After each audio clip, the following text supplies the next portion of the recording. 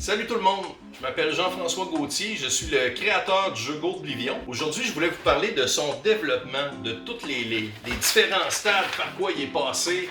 Parce que dans le fond, il est passé par 9 étapes le jeu avant d'arriver au point où il en est présentement. De savoir quand arrêter sur une idée ou de quand reprendre une idée parfois, oui, parce que vous allez voir, dans le fond, à ma deuxième version, j'étais assez près de mon résultat final, mine de rien.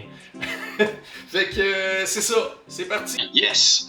Donc, le développement de Goldblivion de 2020 à 2023, c'était pendant la COVID. J'étais chanceux, j'avais ma copine qui était un peu cobaye, était confinée avec moi, donc je l'avais comme playtesteuse all the time. Je pouvais jouer tout le temps. Goldblivion Conquest! C'est quoi ce nom-là? En partant, on voit que ça marche pas. Il y a un plateau principal où les joueurs sont assis dans les 4 coins. Donc, comme si on s'assisait sur le coin des tables. Ici, il y avait une flopée de dinosaures au milieu qui avançaient vers notre base petit à petit, puis s'ils réussissaient à passer jusqu'à notre base, on perdait des points de victoire. Puis j'ai fait une erreur de débutant, j'ai développé un univers, des clans, avant même de m'attaquer aux mécaniques cœur du jeu. Oh, ici on voit les tuiles de dinosaures qui venaient nous attaquer. C'est vraiment un projet Rebound à Dinoblivion, là. C'est ma blonde quand même qui est fine, elle se prête au jeu, donc je l'utilise pour prendre des photos. Des fois, ça m'aide d'avoir ses poses. Le dessin, c'est ma bête noire, mais j'adore dessiner. Donc, c'était un peu n'importe quoi, ouais. C'est vraiment un projet Rebound. C'était une poutine, ce projet-là. Plein d'affaires mélangées ensemble. Oblivion War! Ça s'améliore pas beaucoup les noms de prototypes, vous allez voir. Ça, c'est un plateau principal dans lequel les joueurs se battent pour des emplacements en posant leurs pions. Ça, c'est le plateau joueur. Donc, de base, on avait un revenu, mais on voulait construire les murs de notre château. La game finissait quand on closait notre château ici, comme ça. En payant 8$ et un matériau, on pouvait construire un morceau de château qui donnait des bonus permanents, comme débloquer un cube rouge, gagner 4 points de victoire. Ça fonctionnait super bien, honnêtement, puis c'était quand même balancé comme jeu. Et je mettais beaucoup. J'adore ce jeu. Pour vrai, Terra Mystica.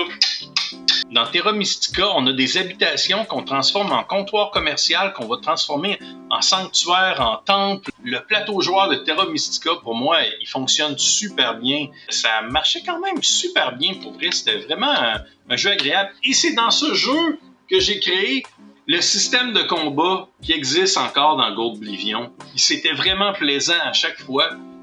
Tellement que les gens, même s'il y a plusieurs avenues dans le jeu, retournaient toujours vers les combats. Dans Goldblivion, il y a des tuiles hexagonales ennemies, mais ça a commencé avec cette version-là du jeu. Il y a eu beaucoup d'itérations pour le balancing, c'était un peu gênant. Ouais. Mon problème avec ce jeu-là, après 4-5 parties, on allait toujours vers les mêmes options.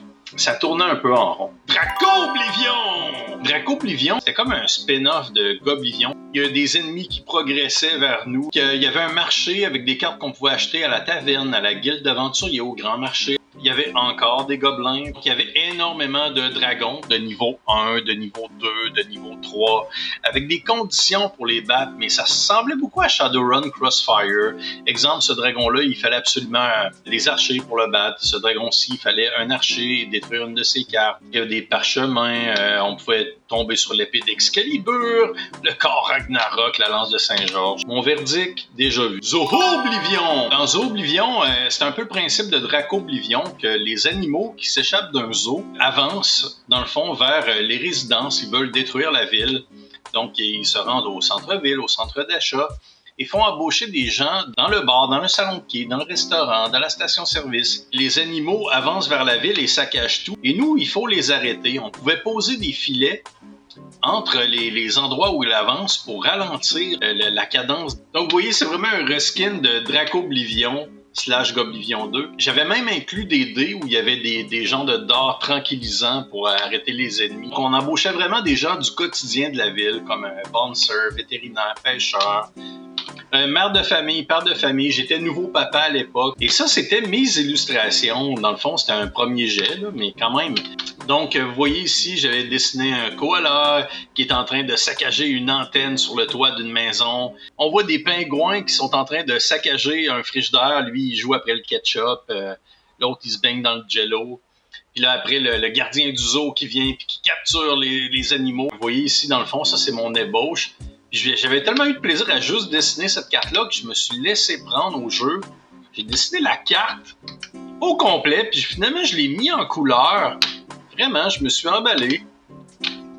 Puis finalement, il y a des croquis pour chacune des cartes de jeu-là. C'est n'importe quoi. Mais j'ai eu beaucoup de fun. Donc, mon verdict, c'était un peu trop comme Goblivion, donc c'est ça, peut-être une prochaine fois. Animaux Oblivion! J'avais beaucoup aimé le jeu Root qui mixait des animaux dans des univers médiévals fantastiques, donc j'avais envie de surfer un peu là-dessus. J'avais fait une version du jeu où chaque joueur défendait sa forteresse remplie d'animaux guerriers avec des lances, des épées, tout ce que vous voulez. Il fallait détruire la forteresse de l'autre. Ça impliquait qu'il y avait beaucoup de take-that. Des cartes qui font comme lui, là, détruisez la première carte de la pioche adverse. En playtest, là, en 2023, ça passe 0 du take-that. Donc, j'avais avancé là-dessus, j'avais fait quelques cartes. J'avais beaucoup trop essayé de faire que ça fonctionne bien. En gros, il y avait une partie sur 2 qui était le fun, donc le verdict, c'était mollo. Zomblivion!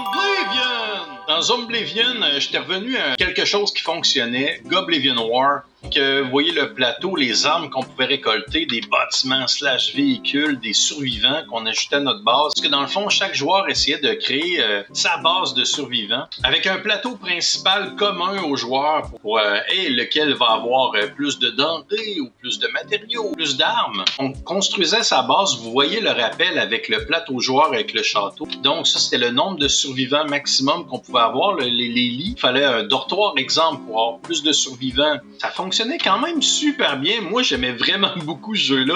Les cartes de survivants, c'était un peu comme du tableau building. C'est des cartes qui t'ajoutaient des options. Le verdict, c'est que la Goblivion Girl n'aimait pas ça. J'ai besoin de ma cobaye numéro 1. Cosmoblivion! Donc, Cosmoblivion, c'est un jeu qui est resté un peu carton-papier. C'est un jeu d'exploration spatiale.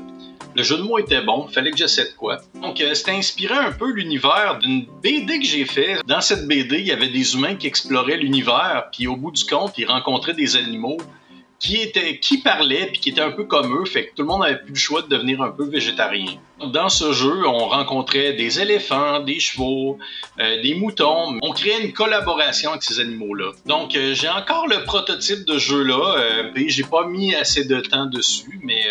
il y avait de quoi de prometteur quand même, puis l'univers, il me plaît beaucoup. Pourquoi j'ai arrêté? Ben, il y a des bonnes idées, mais c'est à revisiter. C'était la fin de la première partie. Merci beaucoup d'avoir écouté. On se revoit avec la deuxième partie dans laquelle il va y avoir le projet Torgal, le développement en tant que tel de Goblivion. À la prochaine. Abonnez-vous!